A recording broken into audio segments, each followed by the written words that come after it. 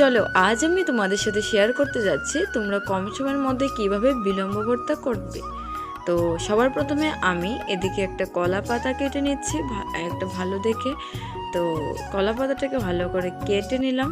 তো কেটে নেওয়ার পর এখন ভালো করে এটা ধুয়ে নেব। ধুয়ে নেওয়ার পর এই যে দেখতে পাচ্ছ বিলম্বগুলি, এগুলিকেও ভালো করে ধুয়ে নিয়েছি। তো ধুয়ে নেওয়ার পর এই কলা পাতাটার উপরে রেখে ভালো করে কেটে নিলাম। কেটে নেওয়ার পর এগুলিকে আবারও ভালো করে ধুয়ে নিলাম। ধুয়ে নেওয়ার পর 1 চামচ নুন, 1 চামচ গুঁড়োমরিচ, 1 চামচ চিনি দিয়ে নিলাম।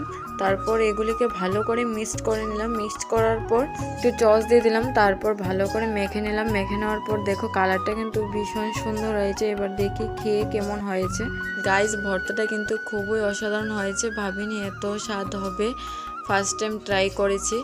তো তোমরা যারা যারা বিলম্ব ভর্তা বানাতে পারো না, সো আজকের ভিডিওটা দেখে তোমরা অবশ্যই বিলম্ব ভর্তা বানাতে পারবে।